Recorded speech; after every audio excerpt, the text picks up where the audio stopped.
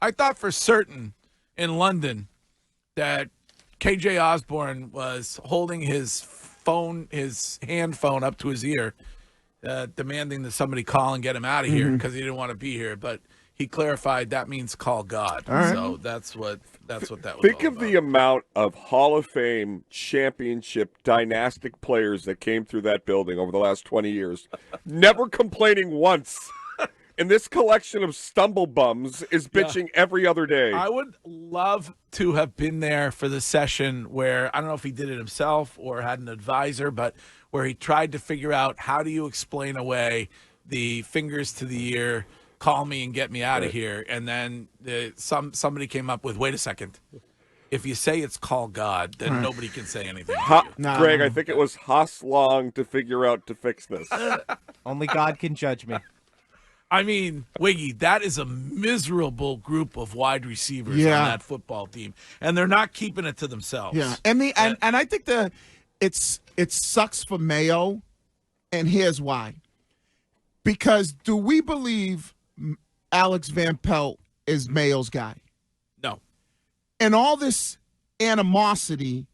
And it should really be directed at him. Right. But Gerard Mayo has to stand up there and take the blame for it. Yes. So I think, that's one way to argue it. Now, he's the head coach, and at some point in life, you probably learned the rule that, the saying is, I'd rather get fired for doing what I want to do as opposed to getting fired for doing what somebody else told me to do. So right, but I guess it's like, how do you go to the you go to the offensive coordinator and say, hey, listen, let's try to get these guys involved in the game plan. Yeah. That's all you could do. But it's still up to the coordinator to make sure he's designing the plays that can get these, whether it's reverses, whether it's, quick screens, get the ball in the hands of these guys. But if it, I understand there's not a lot of talent in there, but this season is a wash anyway. Yeah. I'd ship him up out of here as soon as possible. That's why I said Mayo should make an example out of. He should make an example out of somebody in that room. You would do that, right? I would. I'd get his ass up out of there. I mean, Curtis, I don't want to go back to Bill, but Bill probably wouldn't take this. I mean, and Gerard Mayo, he's got a different approach to things, but you got a bunch of disgruntled babies that are whining every 5 seconds about how involved they are or aren't. He kind of lightweight did it with us a little bit, where he said, and I would probably go more in this direction if I was Mayo because it might be hard to ship guys out. It's like, you're not going to ship out Jalen Polk. But I would go what he did a little bit where he was like, if you're going to talk the talk, walk the walk. Yeah, no, he did say that. And I would go even further, and I would specifically say to our wide receiver group, we got a lot of guys in there that are good players. They want the football. Yeah. But guess what? They got to show us that they can do something with the football when they get it. This is BC Jim. Hello, Jim. How you doing? I have to tell you, I'm biased. I'm a BC alum, but I think Bill O'Brien is so refreshing. One of the best interviews on the station. He's awesome. Yeah. I look forward to him every single week. He is a great interview, and he listens to the show, which helps, and I love having Bill O'Brien on. The best. He gives us insight into the world of coaching that, we don't have, we don't. Great answer to Curtis's question about Notre Dame this morning. I really liked it. I honestly, he's such a breath of fresh air. I really hope he's successful because he is incredibly good at this. And he said last year we stunk. Yeah. You know what I mean? Like, we stunk. We had issues. Stunk last year. I think he called it a horrible situation. Yes, right. So for everybody saying how bad it is right now, remember that guy just told you, who lived it, that it was a horrible situation. I am not disputing that it has gotten much worse. Yeah. But it was horrible. Yeah, just keep it in-house. I think we can meet in the middle there. I mean, the argument is going to be, and I love when we argue, Curtis, but the argument is going to be the situation may have been horrible, one could argue, because the owner had already selected a different head coach and was dragging him upstairs when he should be meeting with players to have meetings with him. It was just a brutal situation. And Greg, as someone who's endured many of those, I will tell you, brutal situations, not your good points.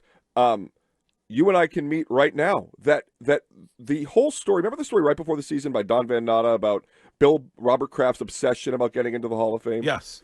That colors everything. If you really think about it, it ceased being about the team's success, and everything was about Robert Kraft looking better to Hall of Fame voters. And so it was all about getting the replacement coach that was an African American and that would make Robert Kraft fit, be praised by other owners for doing, promoting the Rooney Rule and all of that. And Robert Kraft was fixated on taking credit away from Bill for success and placing all the things that went wrong on his shoulders. And you're a real schmuck. It is a joke that he's not in the Hall of Fame, though. Of course. Yeah. It's an absolute disgrace joke. But what makes me sad is last season and this season, and I want to take completely out of it the fact, would Bill have taken Drake Maye in the draft? Like, take that out of it. If Bill had Drake Maye as his quarterback and not Mac Jones, I don't think it would have been as contentious last season. I don't think that there would have been issues in the locker room. Nope. I think that it would have been a completely different season. So I think it's more on the Mac. The season would have been different, but they have wanted to get him up and out of there for a long time. Yes. But I put behind the scenes.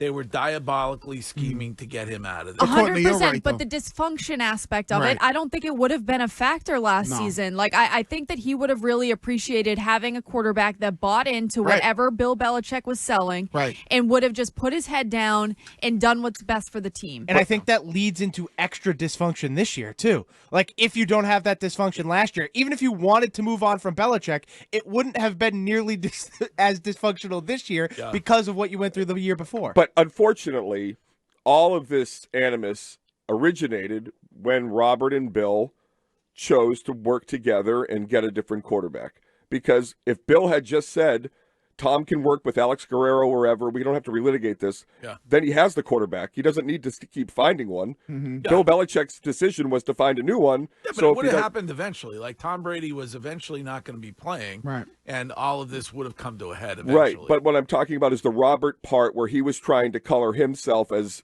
absolved from blame for the departure. All of that issue originated in that decision. Well, if Robert would have just said, here, Tom, here's the money. No issues. Let's get to this.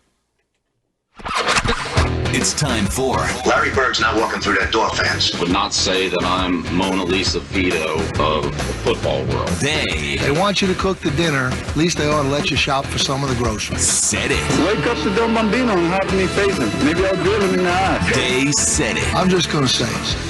All right, are we starting with dysfunction, Chime, or what are we starting with? I think we absolutely start with dysfunction. One of the main focal points of dysfunction has been that wide receiver room. Kayshon Boutte spoke to the media yesterday, like at his locker, just kind of a couple people with cell phones, said something interesting about last year in relationship to this year. Here was Kayshon Boutte. I'll say last year, probably as we all know, got sidelined after the first game, Eagles with Bill Belichick. So just coming back this season, kind of sat with Coach Mayo and stuff, and I was just like, I refuse to go through the that I did last year. So I'll say just my mindset, knowing that I want to be on the field, one of those top players. So that's kind of where I'm at in my career.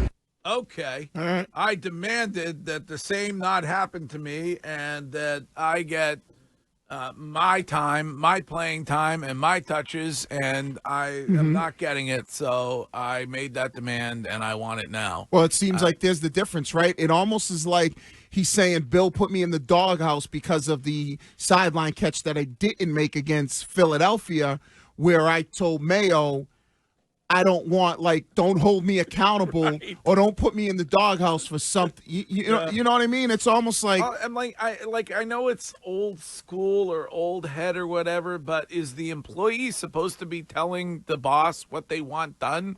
Like, is that the way? Well, clearly Mayo has made it clear to his players he wants them to talk to him about this and how they feel. Okay. And this is the result of that. And I mean, to Boutte's credit, this year, he has made the best catches on the team. Yes. He's had the best hands on the team, and I don't think it's particularly close. But he's out there, though. What? I don't know what's the complaint. Because they're not throwing him the football. I mean, Greg, he was out. He led all receivers in plays, snaps taken last week, and yet he had 2 targets the entire game. Yeah. All right.